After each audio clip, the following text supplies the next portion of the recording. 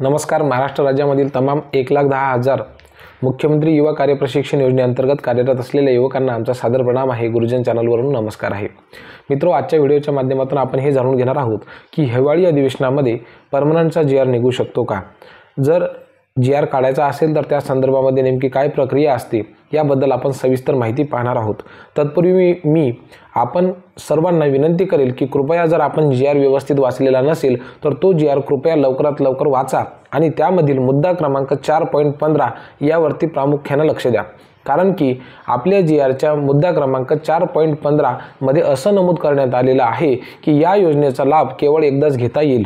म्हणजे मित्रहो, जर आपल्याला ही योजना फक्त एकदाच प्रशिक्षण देत असेल तर मग आपल्याला पुन्हा नियुक्ती मिळेल का किंवा आपल्याला परमनंटचा GR निघू शकतो का याबद्दलचं उत्तर आणि तुमचं शंका समाधान GR वाचल्यानंतर तुमचं स्वतःवरून होऊन जाईल. ठीक आहे, तर मी तुमच्या सर्वांना एकदा विनंती करेल की बाबांनो, कृपया आधी आपण तो एकदा GR वाचून घ्या. आता हिवाळी अधिवेशनामध्ये परमनंटचा GR निघू शकतो का याबद्दल आपण चर्चा करणार आहोत. तर मी सांगितल्याप्रमाणे जर आपण मुद्दा क्रमांक 4.15 वाचला असेल तर त्यामध्ये असं स्पष्ट नमूद केलेलं आहे की मुख्यमंत्री युवा कार्य प्रशिक्षण योजनेमध्ये प्रशिक्षणार्थ्याला केवळ एकदाच करता येईल. त्यामुळं पुन्हा एकदा नियुक्ती मिळण्याची शक्यता त्या ठिकाणी कमी आहे. परंतु मी तुम्हाला सांगू इच्छितो की हा ज्या वेळेला GR निघाला त्या संदर्भामध्ये दोन गोष्टी प्रामुख्याने सांगितण्यात आलेल्या होत्या. पहिल्यांदा आदेश असं सांगितलं होतं की प्रत्येक 2 वर्षाला या प्रशिक्षण योजनेमध्ये काही बदल करायचे निकष त्या ठिकाणी बदल करायचा असेल किंवा काही निकष बदलायचे असतील तर त्याचे अधिकार या ठिकाणी कौशल्य, रोजगार, उद्योजकता व नाविन्यता विभागाचे आयुक्त, मुख्य आयुक्त जे असतात त्यांना ते अधिकार दिलेले होते. म्हणजे आणि आता जसं पूर्वी 2 वर्षानंतर त्या ठिकाणी बदल करण्यात येणार होते, आता ते बदल 4 महिन्यांमध्ये बैठक घेऊन करता येतात. त्यामुळे जर या ठिकाणी मुख्य आयुक्त, कौशल्य, रोजगार, उद्योजकता व नाविन्यता विभाग यांनी जर त्या ठिकाणी केलं तर त्या ठिकाणी आपला GR निघू शकतो. अन्यथा त्या ठिकाणी आपलं परमनंटचा GR निघण्याची शक्यता कमी आहे. हिवाळी अधिवेशनामध्ये मंगलप्रभात लोढा जे आपल्या खात्याचे माजी मंत्री होते त्यांनी असं सांगितलेलं होतं की आपण 50% विद्यार्थ्यांना कायमस्वरूपी ज्या आस्थापनेमध्ये ते काम करत आहेत त्याच आस्थापनेमध्ये रुजू करण्याचा प्रयत्न करू आणि सध्या 1,10,000 विद्यार्थी कार्यरत आहे. अशा परिस्थितीमध्ये 55,000 विद्यार्थ्यांना परमनंट करू किंवा कायमस्वरूपी करू किंवा त्यांना कायमस्वरूपी रोजगार देण्याचा प्रयत्न करू अशा प्रकारचं विधान माननीय मंत्री मंगलप्रभात लोढा यांनी केलेलं होतं. त्या संदर्भामध्ये आता सध्याचे मुख्यमंत्री आणि तत्कालीन उपमुख्यमंत्री सन्माननीय देवेंद्र फडणवीस साहेब यांची देखील सकारात्मक भूमिका होती आणि त्यांनी देखील असं म्हटलं होतं की या योजनेसाठी लागणारा जो निधी आहे तो आम्ही पारित केलेला आहे आणि निश्चितच या योजनेचा आढावा आणि आवाका वाढवण्यासाठी आम्ही सातत्याने प्रयत्न करणार आहोत. त्यामुळं लाडकी बहीण योजना असेल किंवा लाडका भाऊ योजना असेल, ह्या दोन्ही योजना महत्त्वाच्या ठरलेले आहेत. त्यामुळे महायुतीला प्रचंड मोठं बहुमत मिळालेलं आहे. तर सध्या ज्या पद्धतीनं लाडक्या बहिणींचा त्या ठिकाणी पगार म्हणजेच मानधन तर या ठिकाणी 1,500 रुपयावरून 2,100 रुपये होणार आहे.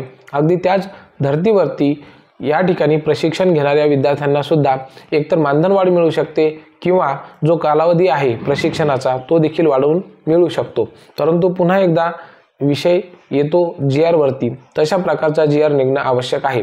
तर GR निघण्याची प्रक्रिया थोडक्यात अशी आहे की आधी ही बैठक होणं गरजेचं आहे. बैठकीमध्ये प्रशिक्षणाचा कालावधी वाढवून मिळेल असा प्रस्ताव मांडण्यात यावा. हा प्रस्ताव मंत्रिमंडळ बैठकीमध्ये ठेवण्यात यावा. मंत्रिमंडळ बैठकीने त्या ठिकाणी मान्यता देण्यात यावी. मग मान्यता दिल्याच्या नंतर या ठिकाणी वाढलेल्या प्रशिक्षण कालावधीसाठी अंदाजे किती कोटी रुपये खर्च लागेल तर याची मान्यता वित्त विभागाकडून घ्यावी लागेल. वित्त विभागाला, नाविन्यता विभागाला सांगावं लागेल की आम्हाला एवढे कोटी रुपयांची आवश्यकता आहे, एवढ्या निधीची तरतूद होऊ शकते का. जर या ठिकाणी वित्त विभागाने हिरवी झेंडी दिली तर निश्चितच मित्र तुम्हाला सांगतो GR निघेल आणि GR निघाल्याच्या नंतर हिवाळी अधिवेशनामध्ये पुरवणी अर्थसंकल्पामध्ये ही जर मागणी विधानपटलावरती ठेवण्यात आली तर निश्चितपणाने आपल्या सर्वांना कालावधी वाढवून मिळू शकतो. तर ही सविस्तर प्रक्रिया आहे. याबद्दल तुमचं नेमकं काय मत आहे ते आम्हाला प्रतिक्रिया देऊन नक्की कळवा. यासोबतच आम्ही टेलिग्राम ग्रुप तयार केलेला आहे. त्यामध्ये संघटनेमध्ये ज्या विद्यार्थ्यांना काम करायची इच्छा आहे त्यांनी सुद्धा त्या ठिकाणी आपली इच्छा व्यक्त करावी. या संदर्भात तुमची पगार जमा झाली का? सप्टेंबर आणि ऑक्टोबर महिन्याचा पगार जमा झालेला असेल, नोव्हेंबरचा बाकी असेल तर ते आम्हाला कृपया कमेंट करून कळवा. त्याचबरोबर तुम्ही कोणत्या जिल्ह्यामध्ये आणि कोणत्या आस्थापनेमध्ये सध्या कार्यरत आहात याहीबद्दल आम्हाला माहिती द्या. संपूर्ण महाराष्ट्रभरामध्ये मुख्यमंत्री युवा कार्य प्रशिक्षण योजनेअंतर्गत कार्यरत असलेल्या युवकांना एकत्रित करून शासन दरबारी आपण आपल्या मागण्या पाठवल्या दाखवल्या तर निश्चितपणानं आपल्या मागण्यांना आपल्याला योग्य न्याय मिळू शकतो. मित्रहो, मी तुम्हाला सांगतो, मला काल एक व्हिडिओवरती एक महत्त्वाची कमेंट आली आणि त्यांनी सांगितलं की माझी नियुक्ती माझ्या गावापासून 75 किलोमीटर अंतरावर झालेली आहे आणि त्या ठिकाणी मी, माझी पत्नी आणि माझे 2 मुलं राहत आहोत. 4 जणांचा खर्च आहे, रूम भाडं आहे, किराणाचा खर्च आहे आणि मानधन म्हणजेच विद्यावेतन अजून देखील जमा झालेलं नाही आहे. आणि मला जर 3 महिन्याच्या नंतर आता करार संपल्यानंतर घरी जर जाण्याची वेळ आली तर तो दिवस माझ्यासाठी खूप दुःखदायक ठरणार आहे, अशी कमेंट त्या बंधूंनी आपल्याला केलेली आहे. तर मित्र हो, आपल्यापैकी बऱ्याच जणांची परिस्थिती ही अशीच असू शकते. म्हणून एक विनंती आहे सर्वांना की आपण संघटनेच्या माध्यमातून शासनाला ही जर विनंती केली की आपल्या प्रशिक्षणाचा कालावधी वाढवून द्या, तर मला असं वाटतं की निश्चित त्या ठिकाणी सकारात्मक परिणाम दिसून येतील. याबद्दल तुम्हाला नेमकं काय वाटतं हे आम्हाला कमेंट करून नक्की कळवा. खूप खूप धन्यवाद.